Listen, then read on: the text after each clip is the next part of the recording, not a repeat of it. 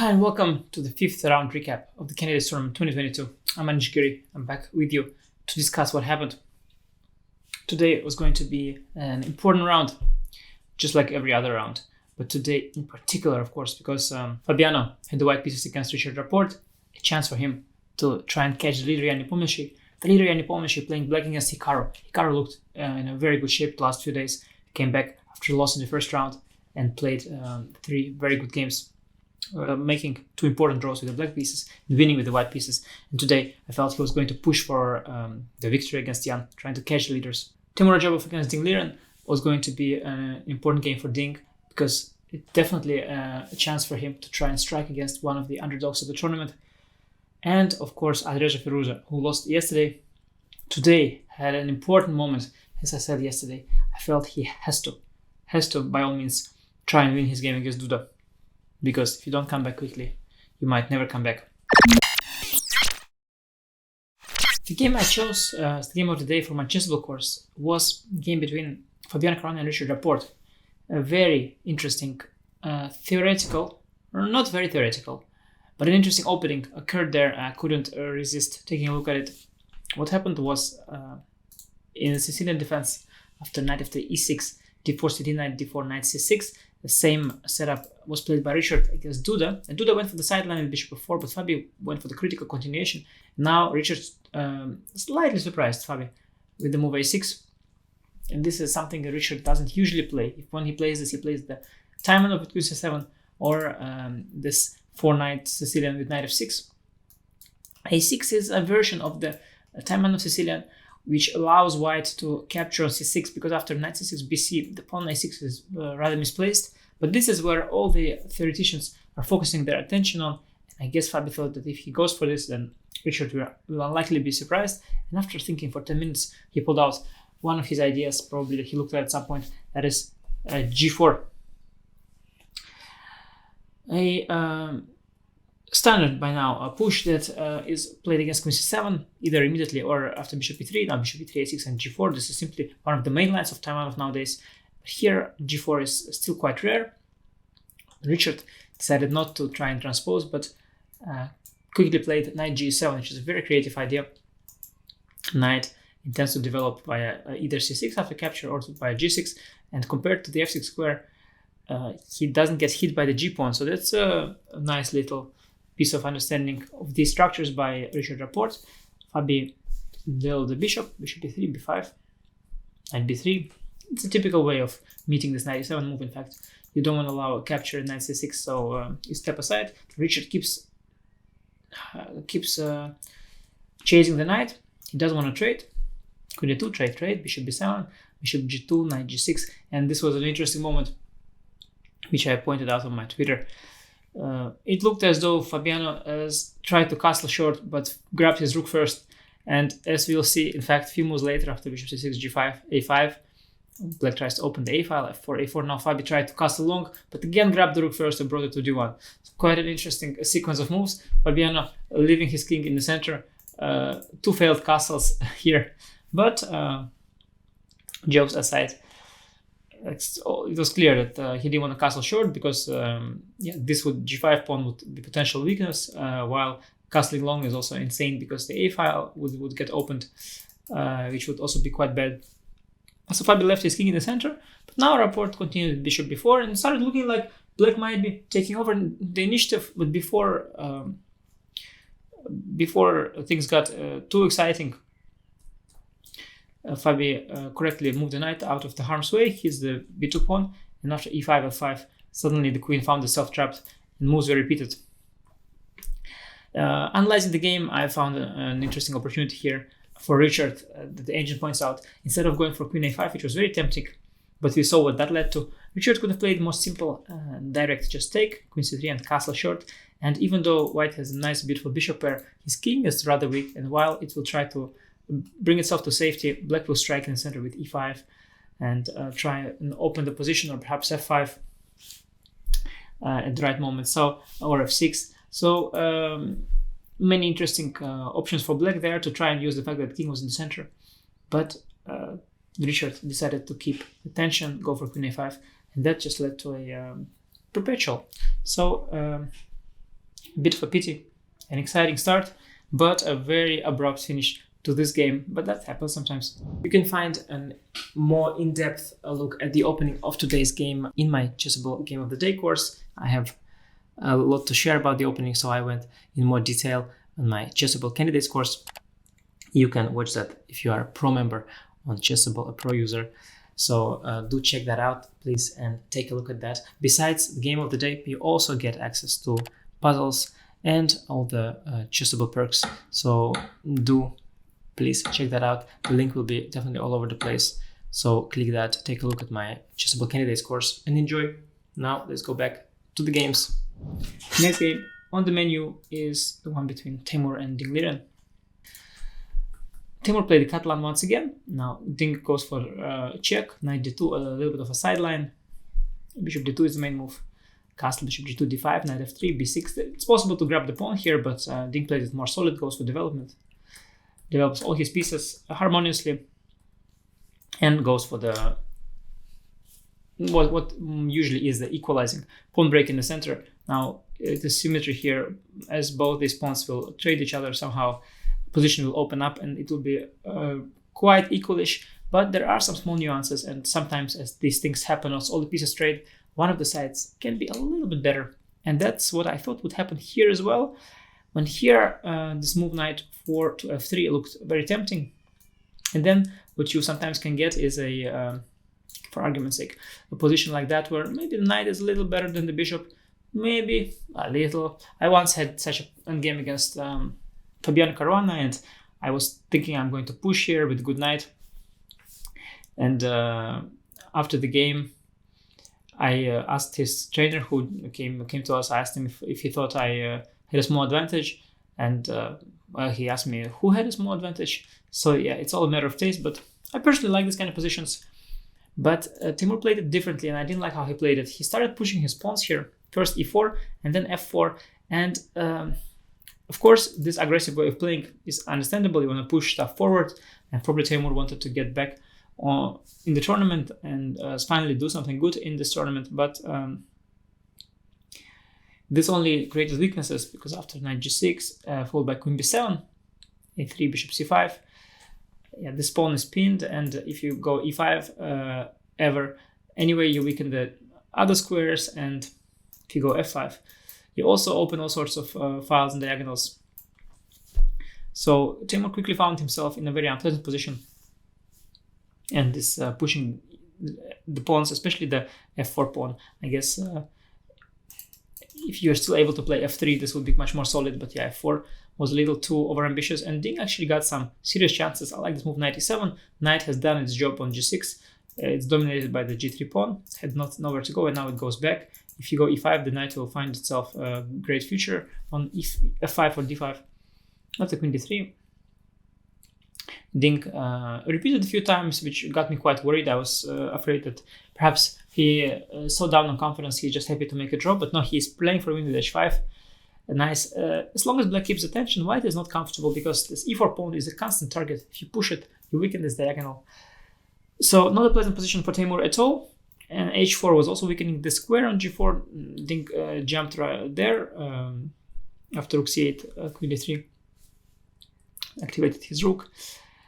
And things were going well, but here on move 40 he had to calculate an important line. He had very little time, and he didn't trust his calculation probably, because after bishop d4, knight d5, bishop c5, he can play queen c6, and it looks as though white is coming to his king, but whatever check he does, king is hiding on g6, and I can imagine that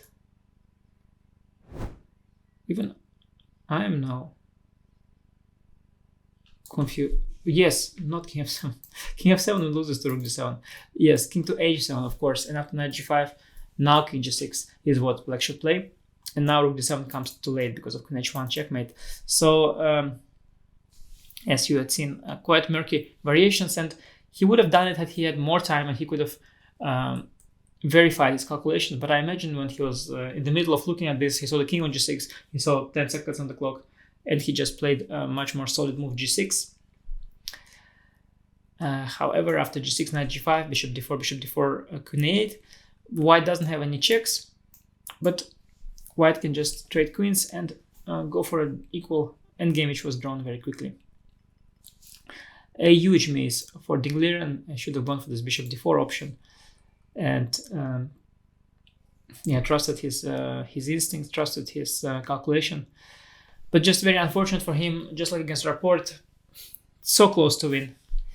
Yet it seems he's lacking just that little extra confidence after the first round loss, and that is just not giving him that important victory that he so much needs. And with every round, with every single miss, he's getting further and further from his dream of winning this candidate tournament.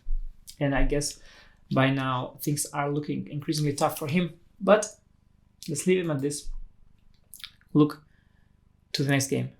And that was between Firouzja and Duda. I believe an important thing happened on move 1. Surely Firouzja was anticipating the knight that Duda played against Fabiano Caruana himself, who is a very well-prepared player. So I'm sure Duda was expected by Firouzja to play the knight again. But suddenly he switched to his another weapon, which is the Petrov. And it seemed somehow Alireza was not too well prepared, because in the main tabia here, already to reach this, he spent 30 minutes. But then, all these moves were very slow. Already half an hour he spent here. It's all a theory, plenty of games. I've had this position with white myself. Many of my colleagues had it with white, or with black. Duda played it also with black. In fact, all the way until here, this was apparently a game of Duda from the World Cup, but somehow Alireza has not anticipated Petrov at all, and he didn't get to press very much, although he had some chances actually. One moment was here, he could try knight h5, and after knight c4, there is a very fancy move, queen e4. And if knight d2, knight takes f6, there is a little trap, queen f6. You can pause the video, find it yourself, but it's queen takes a8, check, and nice back rank mate. And if you go gf, which you should go, then you double your pawns. One more opportunity came later here. I was very surprised here actually. Knight c3. So in this position, he had half an hour, Duda had 1 hour 20, so clock situation not great, but position is very clear cut and quite clean. And knight c3, queen d7, rook b1 attacks the pawn, knight d6, well, it leads to nothing because you just trade, and if you take, there is rook a1, check, rook b1, queen d4, which is just a draw, because queen d4, rook b1 is going to be made. This was just a draw, but instead going for knight c3, which by the way is also nothing because of multiple options. I think rook a5 here also was possible. So it was just not a challenging move. Instead, he could have attacked the b pawn with queen b1 or queen b3, and I don't think he missed this very simple tactic with rook b8, knight f6, queen b5, based on the back rank mate. But I don't know if he didn't miss that and why he didn't do this, because if knight d6, black also is not in time to capture the pawn because of rook e8 check. Of course, even a position like that, I guess even a move like g6, you maybe will hold, but white will be happy to press with an extra pawn. And I don't think he was worried about gf, because that's just very ugly for black. So actually after queen b1, it's not even so clear how black should defend. He should probably give up the b pawn somehow. So a very strange miss here by Alireza. He seems to not have fully recovered from yesterday's loss, from the loss in the round 4, when today, he ended up playing a little slow, and especially this moment, he spent here 2 minutes. He's capable of finding move like queen b1 with these tricks like queen takes b5 in a matter of half a second, being a brilliant tactician that he is. So something went wrong there for Alireza. Which is not our problem, it's Alireza's problem, but if you are his fans, it is also our problem. But let's see what will happen to our talent from Iran, who's moved to France. But now let's look at the final game of the round, Jan against, with black pieces against Hikaru. I was sure Hikaru was going to put some pressure, so another Petrov. Jan goes for knight c6. He played that in the last game of his in the Grand Chess Tour. Bishop f5, bishop e7 is a system that Duda just played, as we had seen. But Jan goes for the old style, knight c, bishop e7, and white goes for this. This is called the butterfly system. I used to play this as black a lot as a very young player. And I kind of don't remember why it's called the butterfly. Maybe knight before bishop f5 is some kind of wings, maybe. It's actually quite subtle. You go knight before first and then you castle.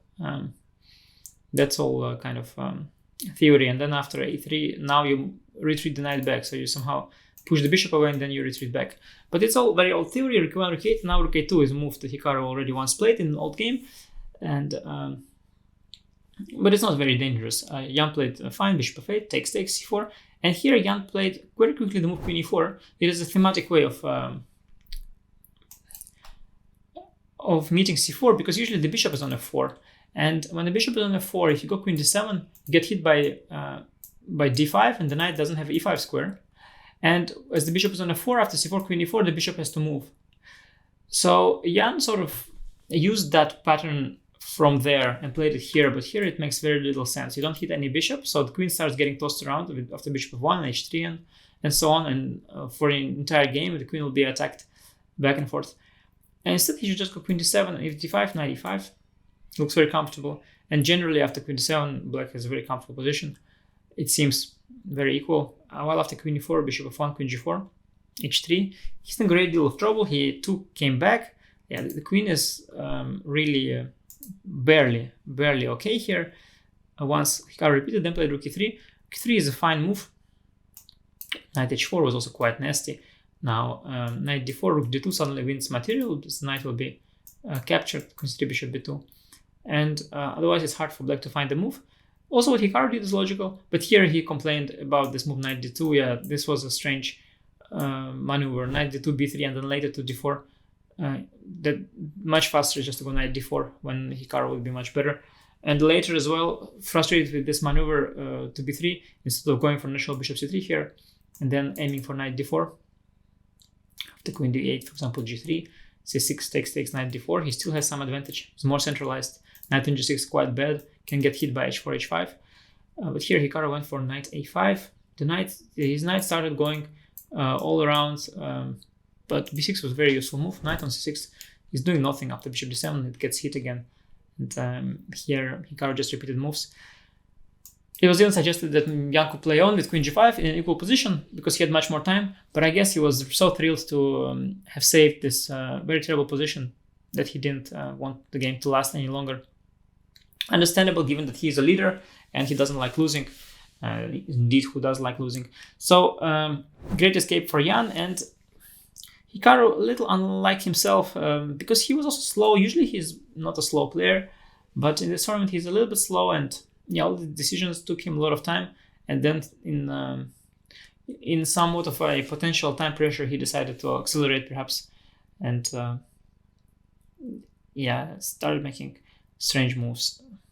Not even that quickly. I don't really know what happened. I guess the fact that he was slower than Jan, maybe that started to annoy him. That happens in some of the games sometimes.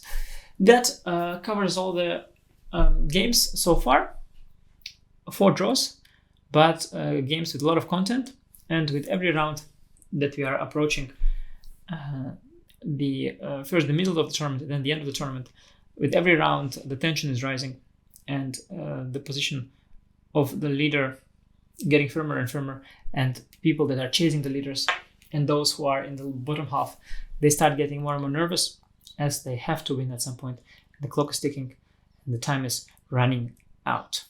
And that brings us to tomorrow. As all the games were drawn, standings didn't change much. Jan Nepomniachtchi is still in the lead. Tomorrow we'll try to develop that lead, having white pieces against Duda. I believe Duda will probably go for the Najdorf instead of the Petrov, as he probably would like to have a shot at a double-edged game, because if Duda wins, suddenly he is sharing the lead with Jan Nepomniachtchi tomorrow. He would like that scenario very much. I don't expect him to play the Petrov once again, where Jan could put pressure for free. So that's a game to look forward to. Also Nakamura, Ding, Liren. Hikaru will try to strike, and Ding will be ready to utilize that, and perhaps also still try to strike in the tournament. We are always complaining on this recap that Ding is not winning, but you know how it is. It can start any moment. Of course, if more games that Ding doesn't convert and more games that he doesn't win, his chances of winning the tournament are dropping and dropping. But still, every day We believe in Ding, and at any moment he can strike. Just give him an opportunity and a little bit of luck. Firouzja has white pieces against Caruana, and also an important game. Alireza, another white, and now against Fabi. Going to be a double-edged game. Anything can happen. Of course, he wants to win, but Fabi knows, and he knows that Fabi knows, and so on and so forth. So it's going to be a double-edged one. And Teimour white pieces against Radjabov. Sorry, Teimour Radjabov white pieces against Richard Rapport. Not a game of the day for me as such before the game, but you never know what's going to happen. Teimour managed to survive. Now already two dangerous positions, and maybe momentum will swing for him finally, and he will manage to play a good game. While Richard Rapport, fighting with both colors, has very unusual openings. Always makes sure, just like today, that he creates chances, that there will be chances for both players, and that he can sometimes strike with the black pieces. So I expect tomorrow Richard will try to unbalance things and perhaps try to take over the initiative against Teimour, as he sees that as an opportunity as well to join the pack of leaders. And as that potentially could happen if, for example, Duda beats Nepomniachtchi with black and Rapport wins with black against Teimour Radjabov, then suddenly Rapport is all the way at the very top. So all these players, we don't really look at them at the standings. They're at the 50%. We think, well, they're just playing the tournament. But deep inside, they're all dreaming of winning their games and taking that lead. So we have to watch out. Looking forward to tomorrow. Hope you join me for another recap. Oh, and of course, don't forget to check out my Chessable course. That's very important. And much more important than that is even to subscribe to my channel, because what can be more important than the number of your YouTube subscribers? Thank you for watching now, and bye-bye.